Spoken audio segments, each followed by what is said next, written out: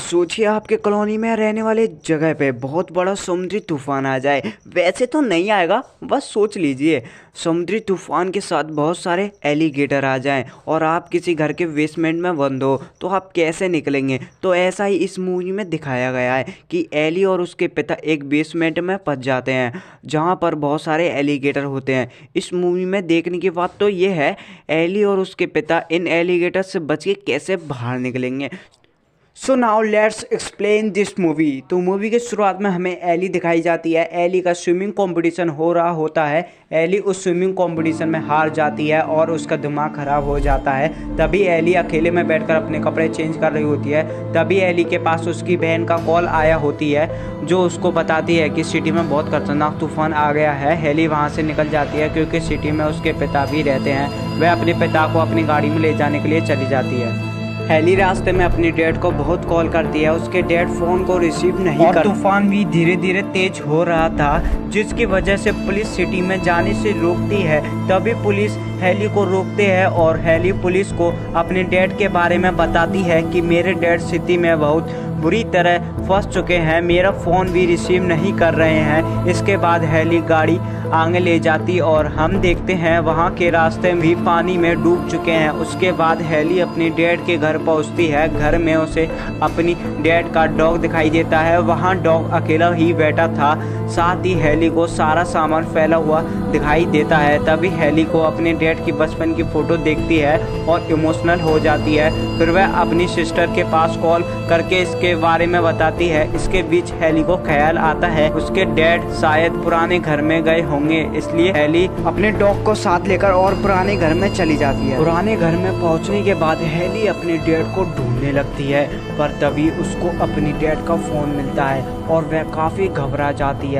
तभी वह dog basement के दरवाजे पर भौंकने लगता है। हेली को लगता है उसके डैड नीचे बेसमेंट में होंगे। डैड को ढूंढने के लिए नीचे जाती है। तभी हेली को नीचे पाइप पर खून दिखाई देता है। खून को देखकर हेली बहुत परेशान हो जाती है। तभी आगे उसके डैड काफी जख्मी पाए जाते हैं। यह देखकर हेली उन्हें होश में लाने की कोशिश करती है पर उन्हें होश नहीं आता। फिर हेली किसी तरह उन्हें ऊपर ले जाती है, पर जैसे ही वह ऊपर पहुंचती है तभी वहां एक एलिगेटर आ जाता है और उस पर हमला करता है। फिर हेली किसी तरह भागती हुई अपने डैड के साथ पाइप के पीछे छुप जाती है, लेकिन वह एलिगेटर पाइप को क्रॉस नहीं कर पाता और यहाँ से चला जाता है। उसके बाद हेली डैड को बारिश का पानी पिलाती है और वह धीरे धीरे होश में आने लगते हैं। तभी हेली देखती है उसके डैड के पैर की हड्डी टूट चुकी है क्योंकि एलिगेटर से भागते समय उनका पैर पाइप में फंस चुका था और हेली के जोर से खींचने की वजह से उनका पैर टूट गया था। तभी हेली देखती है बाहर उनका हुआ होता है। यह देखकर हेली अपने फ़ोन को लेने के लिए जाती है ताकि वह किसी के पास कॉल कर हेल्प मांग सके। तभी हेली अपने फ़ोन के पास पहुंच रही होती है कि तभी एक एलिगेटर उस पर हमला करने लगता है।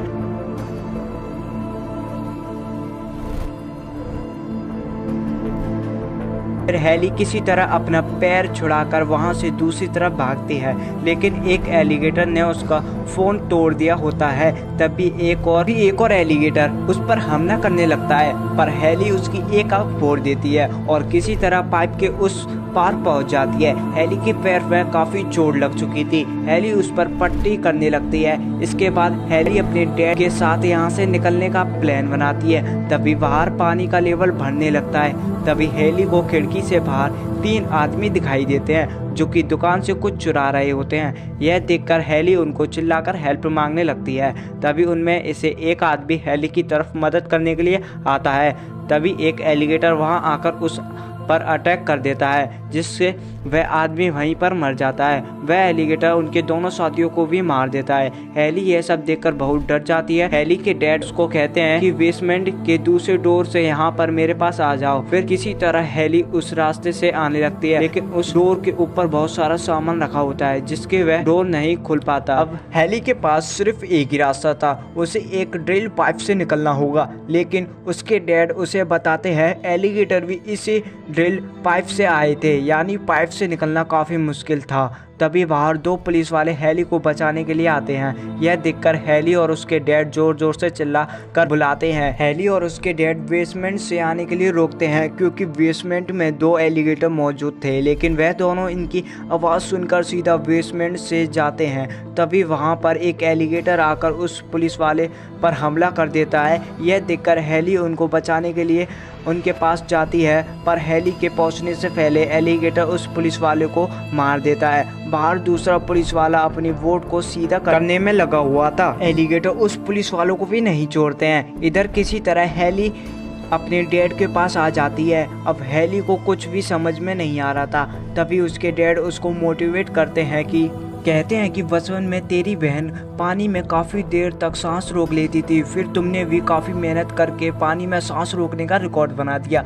हमें इनकी बातों से यह पता चलता है कि हेली अपने मॉम डैड के डिवोर्स के कारण डिप्रेशन में चली गई थी। इसी वजह से वह स्विमिंग कंपटीशन में हार गई थी। उसके डैड कहते हैं कि मैं अपने डिवोर्स के वजह खुद हूँ, क्योंकि मैं उस समय काफ़ी मतलब ही बन गया था।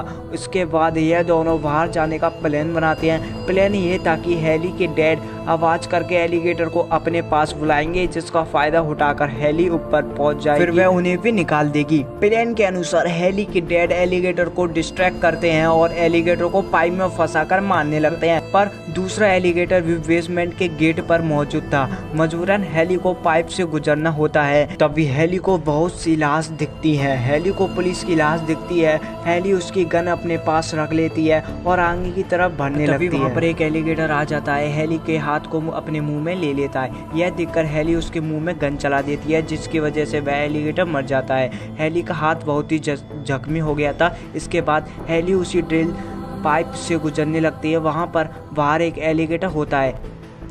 एलिगेटर हेली को देखकर उसकी तरफ आने लगता है। हेली किसी तरह पानी के बाहर आ जाती है, फिर वह घर की तरफ जाने लगती है। वहां जाकर उस फ्लोर को तोड़ने लगती है ताकि वह अपने डैड को बेसमेंट से बाहर निकाल सके, लेकिन पानी का लेवल ज़्यादा होने के कारण उसके डैड पानी में डूबने लगते हैं। हेली उन्हें किसी तरह वहां से निकाल ही लेती है। हेली अपने डैड को होश में लाने के लिए कोशिश करती है। फिर कुछ देर बाद उन्हें होश आता है, जिसके बाद वह दोनों सामने रखी वोट से जाने का प्लान बनाते हैं, पर वोट के पास बहुत ज़्यादा एलिगेटर होते हैं। यह देखकर हेली के डैड हेली को मोटिवेट करते हैं, कहते हैं कि तुम इनसे तेज स्विमिंग कर सकते हो। हेली स्विमिंग करके वोट की तरफ जाने लगती है। हेली के पीछे एलिगेटर भी आने लगते हैं। कुछ देर स्विमिंग के बाद हेली बोट में पहुंच जाती है, जिसके बाद उस बोट को स्टार्ट करती है। बोट को स्टार्ट करके हेली अपने डैड को उसमें बैठा लेती है, लेकिन तभी बहुत तेज तूफान आता है, जिससे उनकी बोट घर में पहुंच जाती है। हेली और उसके डैड अलग हो जाते हैं। हेली के डैड को बहुत सारे फायर पर मिलते हैं, जिन्हें वो अपने पास रख लेते हैं। तभी हेली को वहाँ पुलिस का रेडियो दिखता है।